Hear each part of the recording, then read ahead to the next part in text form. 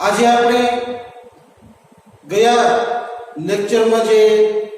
ચતુર્થક, દશાંશક અને શતાંશકની વ્યાખ્યાઓ આપી તેના ઉપરથી ચતુર્થકો, દશાંશકો કે શતાંશકોની ગણતરી કેવી રીતે કરી શકાય અને તેના માટે જરૂરી જે સૂત્રોની આવશ્યકતા છે તેનો અભ્યાસ આજે આપણે કરીશું. ગયા લેક્ચરમાં આપણે કીધું કે ચતુર્થકો એટલે શું, તો કે માહિતીના અવલોકનોને ચડતા ક્રમમાં ગોઠવતા અને ચાર સરખા ભાગ પાડતા મળતા પ્રત્યેક ભાગને માહિતીનો ચતુર્થક કહેવાય. ચતુર્થકની સંખ્યા 3 હોય અને એને QJ વડે દર્શાવાય. એટલે કે Q1 જેનો અર્થ થાય માહિતીના 25% અવલોકન Q1 જેવડા કે તેના કરતા ઓછા. Q2 જેનો અર્થ થાય માહિતીના 50% અવલોકન Q2 જેવડા કે તેના કરતા ઓછા. અને Q3 કે જેનો અર્થ થાય માહિતીના 75% અવલોકન Q3 જેવડા કે તેના કરતા ઓછા. ત્યાર પછી બીજી વાત કરી હતી દશાંશકની. દશાંશક એટલે આપેલ અવલોકનને ચડતા ક્રમમાં ગોઠવતા અને 10 સરખા ભાગ પાડતા મળતા પ્રત્યેક ભાગને દશાંશક કહેવાય. દશાંશક એ માહિતીના 10 ભાગ પાડે એની સંખ્યા કુલ 9 હોય અને એને સંકેતમાં ડીજે વડે દર્શાવે. જ્યાં ડીજે નો મતલબ એવો થાય કે D3 હોય તો માહિતીના 30% અવલોકન D3 જેવડા કે તેના કરતા ઓછા કહેવાય. D7 હોય તો માહિતીના 70% અવલોકન D7 જેવડા કે તેના કરતા ઓછા કહેવાય. એવી રીતે ત્રીજી વાત કરી હતી શતાંશકોની. શતાંશક એટલે માહિતીના અવલોકનને ચડતા ક્રમમાં ગોઠવતા અને 100 સરખા ભાગ કરતા મળતા પ્રત્યેક ભાગને શતાંશક કહેવાય. શતાંશકની કુલ સંખ્યા 99 હોય અને એને સંકેતમાં PJ વડે દર્શાવાય. અહીંયા PJ નો મતલબ એવો થાય કે જો P3 આપ્યું હોય તો માહિતીના 3% અવલોકન P3 જેવડા કે તેના કરતા ઓછા કહેવાય. એવી રીતના P62 આપ્યું હોય તો માહિતીના 62% અવલોકન P62 જેવડા કે તેના કરતા ઓછા કહેવાય. મિત્રો, આજે આપણે આ દશાંશકો, ચતુર્થકો કે શતાંશકો શોધવા માટે કેવા સૂત્રનો ઉપયોગ કરવો જોઈએ એનો અભ્યાસ કરશું અને એને અનુરૂપ એક્ઝામ્પલોની ગણતરી કરશું. તો સૌથી પહેલા શરૂઆત કરીએ ચતુર્થકથી. બે પ્રકારની માહિતી હોય. અસતત શ્રેણી, અવર્ગીકૃત હોય. અસતત શ્રેણી, વર્ગીકૃત હોય અને સતત શ્રેણી હોય. આપણે બે ભાગ પાડીએ. અવર્ગીકૃત માહિતી અથવા અસતત આવૃત્તિ વિતરણ. આનો અર્થ એવો થાય કે આપણે અવર્ગીકૃત કે જેમાં વર્ગીકરણ નથી કર્યું અને અસતત શ્રેણી છે અને અસતત આવૃત્તિ વિતરણ કે જે અસતત શ્રેણી છે અને એનું વર્ગીકરણ થઈ ચૂક્યું છે એ બંનેને આપણે એકમાં સમાવીએ અને બીજું આપીએ સતત આવૃત્તિ વિતરણ.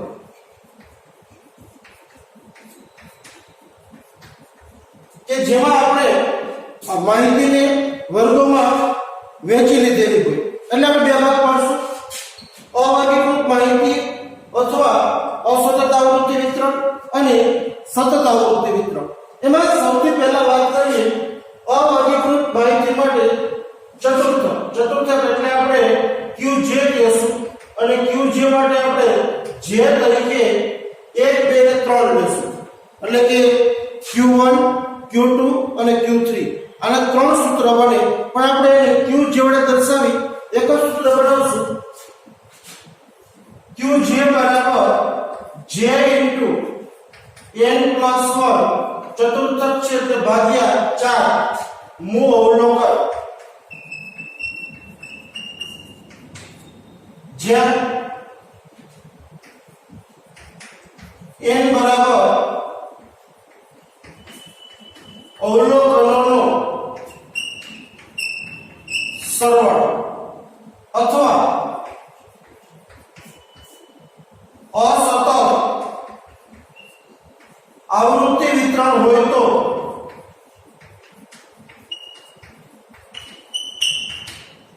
n બરાબર આવૃત્તિનો સરવાળો. અહીંયા બે પ્રકારના સૂત્ર બનશે. જો અવર્ગીકૃત માહિતી હોય તો આપણે qj શોધવા માટે j into 1 n plus 1 upon formula અવલોકન કરશું. જ્યાં j એટલે 1 હોઈ શકે, 2 હોઈ શકે કે 3 હોઈ શકે અને n એટલે અવલોકનનો સરવાળો કરવાનો, 10 હોય, 12 હોય, 15 હોય અને સૂત્રમાં મૂકવાનું. જેટલાનું અવલોકન આવે એ આપણો ચતુર્થક કહેવાય. પરંતુ જો માહિતી અસતત અને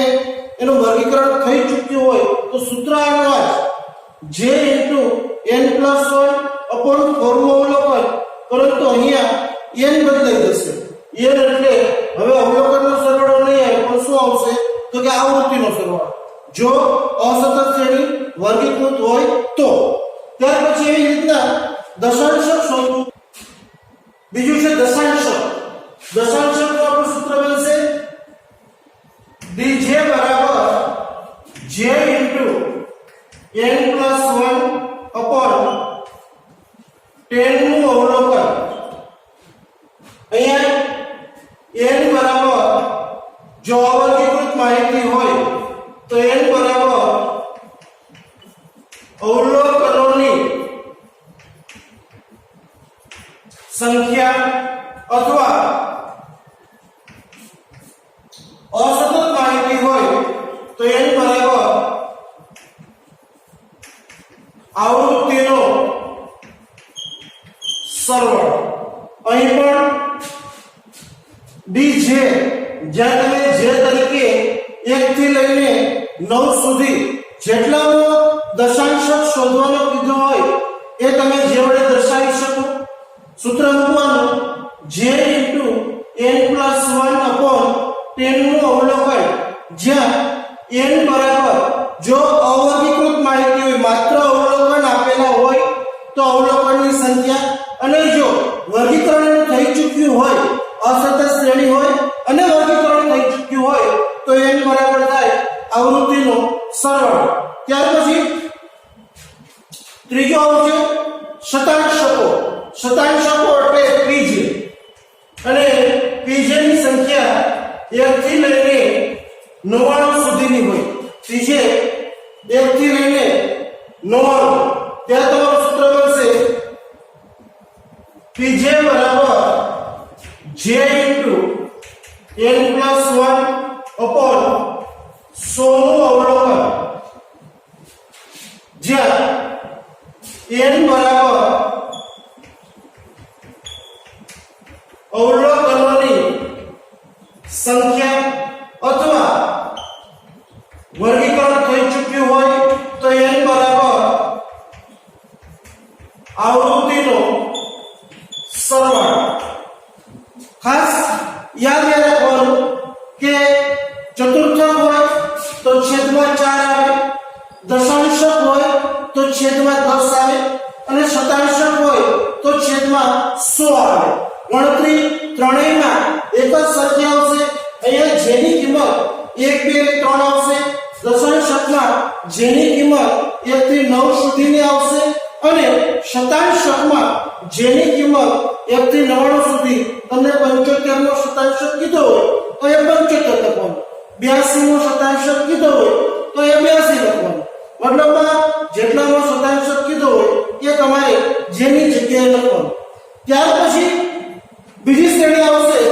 સતત શ્રેણી, કે જેમાં માહિતીનું વર્ગમાં વિભાજન થઈ ચૂક્યું હોય તો એ સંજોગોમાં તમારું સૂત્ર બદલશે. સૌથી પહેલા શરૂઆત કોઈ પણ હોય qj બરાબર j ઇન્ટુ n બાય 4 નું અવલોકન તમારું સૂત્રની શરૂઆત થશે j ઇન્ટુ n બાય 4 નું અવલોકન અહીંયા j તરીકે 1 2 3 હોઈ શકે n એટલે આવૃત્તિનો સરવાળો ત્યાર પછી તમારે સૂત્ર મૂકવાનું qj બરાબર n plus j into n by 4 minus cn upon n into c આ તમારું ચતુર્થક શોધવાનું સૂત્ર હશે અને જ્યાં n બરાબર qj વર્ગ જે તમારો છે એની qj વર્ગની અધોર સીમા બિંદુ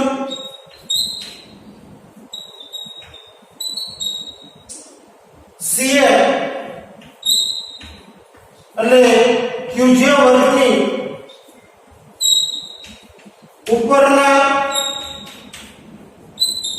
વર્ગ સુધીની સંચય આવૃત્તિ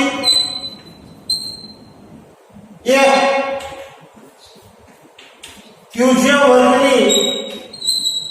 આવૃત્તિ અને c એટલે વર્ગ લંબાઈ સૂત્ર qj બરાબર n plus j into n by 4 minus cn upon n into c જ્યાં n બરાબર qj વર્ગની અધોર સીમા બિંદુ તમારો જે qj વર્ગ આવ્યો જે મધ્યસ્થમાં આવતો તો એની જે લોઅર લેવલ હોય એ જો અનિવારક હોય તો પ્રથમ એને નિવારક કરવી નિવારક કરશો એટલે એને અધોર સીમા બિંદુ કહેવાય એને સૂત્રમાં લાવવું l તરીકે j ઇન્ટુ n બાય 4 નું અવલોકન જે તમે શરૂઆત કરી ત્યાંથી મળશે cn તમારું જે qj નો વર્ગ છે એની ઉપરના વર્ગ સુધીની સંચય આવૃત્તિ લેવાની અને એક એટલે તમારો qj વર્ગ છે એની આવૃત્તિ અને c એટલે વર્ગ લંબાઈ આવું એક્ઝેક્ટ આવું સૂત્ર દશાંશક માટે બનશે પણ એને કહેવાશે dj બરાબર j ઇન્ટુ n બાય દશાંશક છેદમાં 10 નું અવલોકન અહીંયા પણ સૂત્ર બનશે dj બરાબર l plus j into n by 10 minus cn upon f into c અહીંયા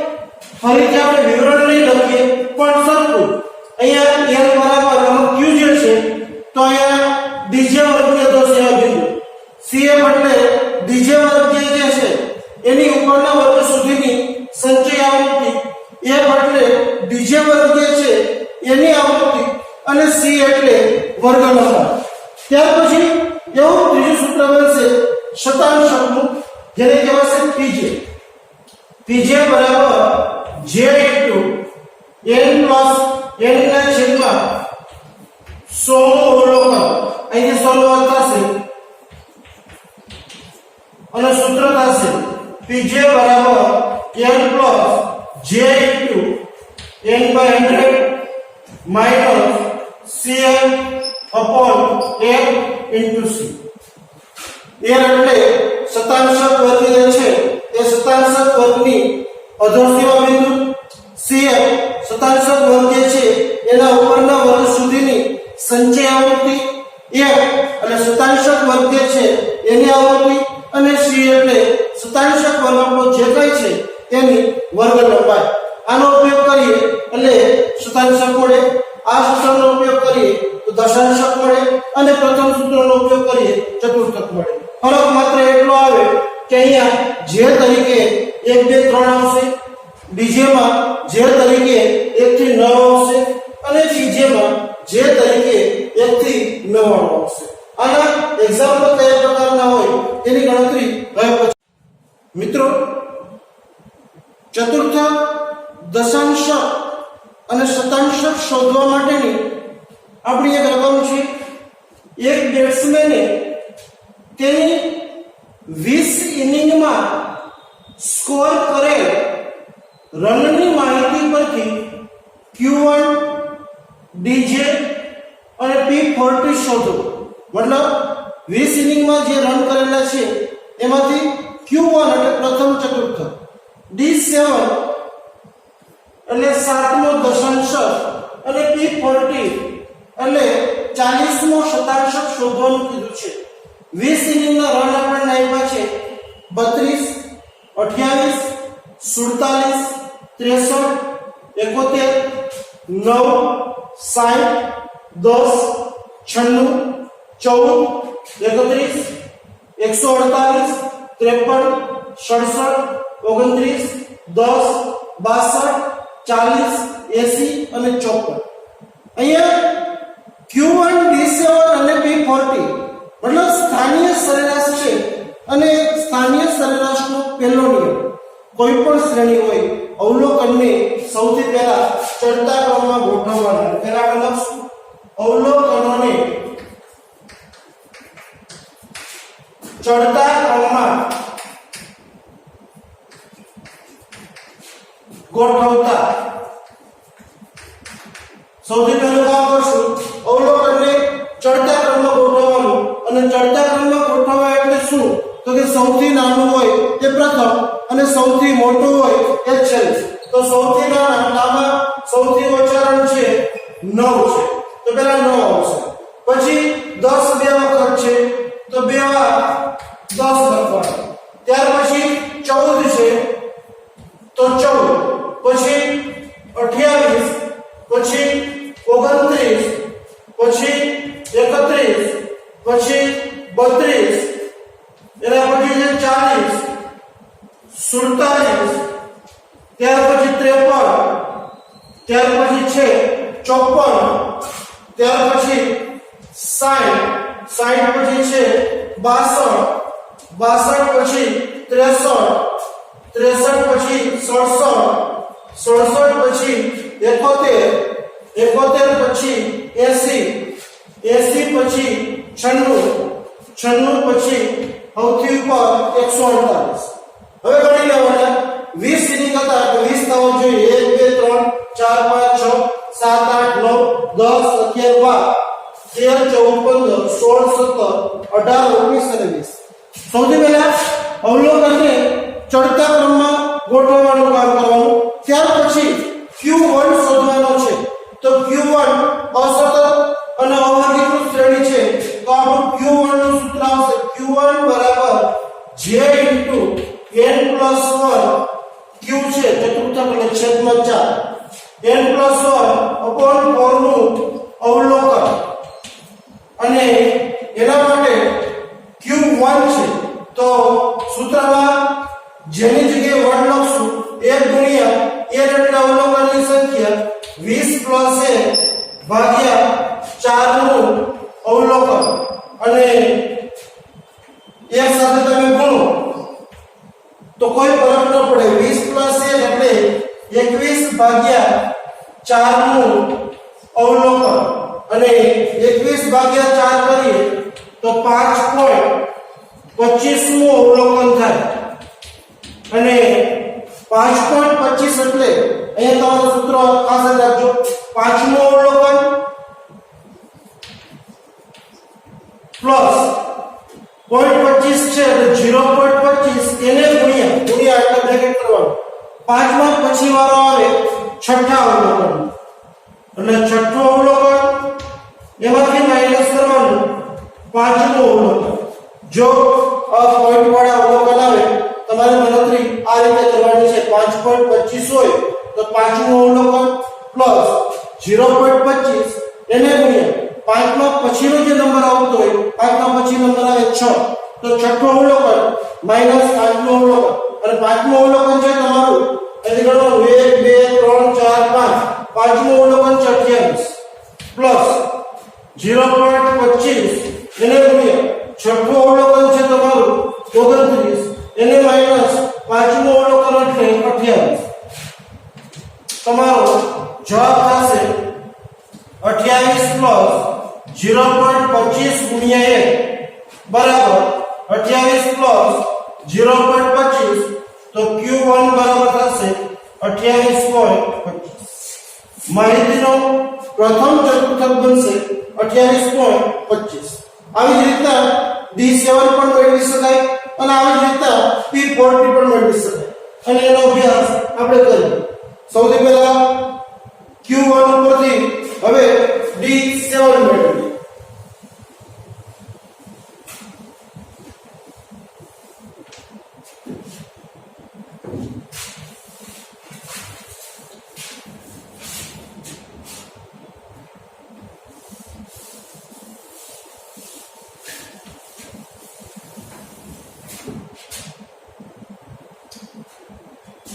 सूत्र मुसु dj बराबर j into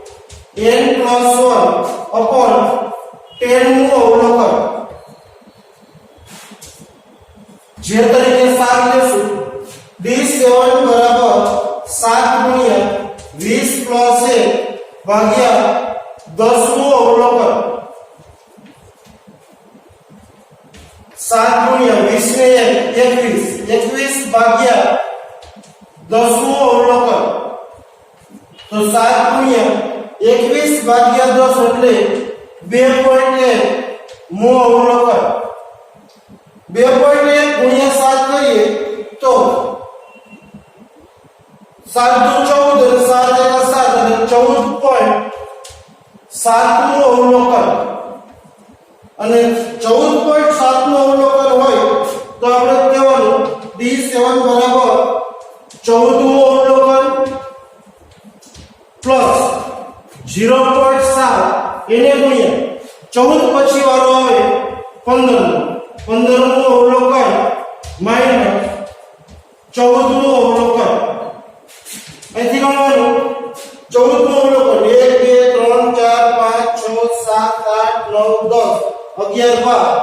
13 અને 14 નું અવલોકન છે 62 પ્લસ 0.7 એને ગુણ્યા 15 નું છે 63 એને માઈનસ 14 નું એટલે 62 બરાબર 62 પ્લસ 0.7 63 માઈનસ 62 એટલે 1 તો 62 પ્લસ 0.7 ગુણ્યા 1 એટલે 0.7 એટલે જવાબ થાય 62.7 માહિતીનો સાતમો દશાંશક બને 62.7 એવી રીતે છેલ્લું અને ત્રીજું એ છે 40મો શતાંશક અને એના માટે પણ એક જ સરખું આવું જ સૂત્ર આવશે 40મો શતાંશક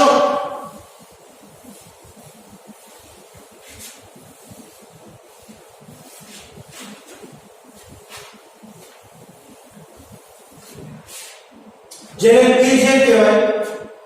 સૂત્ર આવશે pj બરાબર j into n plus 1 શતાંશક છે તો છેદમાં 100 નું અવલોકન 40 છે તો p40 લખાય p40 બરાબર 40 ગુણ્યા n એટલે 20 પ્લસ 1 ભાગ્યા 100 નું અવલોકન બરાબર 40 ગુણ્યા 20 પ્લસ 1 એટલે 21 એને ભાગ્યા 100 નું અવલોકન બરાબર 40 ગુણ્યા 21 ભાગ્યા 100 કરીએ એટલે 0.21 અહીંયા આ બેનો ગુણાકાર કરવાનો 40 ગુણ્યા 40 ગુણ્યા 0.21 કરીએ એટલે 4 દુ 8 અને 4 એકા 4 એટલે 8.4 નું અવલોકન થાય p40 બરાબર 8 નું અવલોકન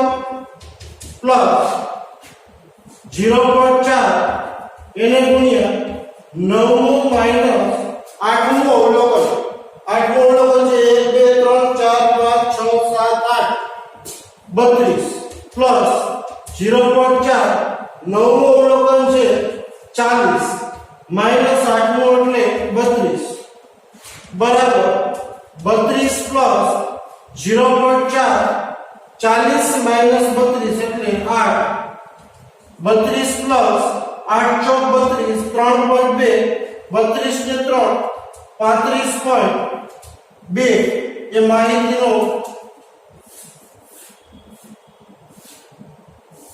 40મો શતાંશ થાય. 40મો શતાંશ થશે 35.5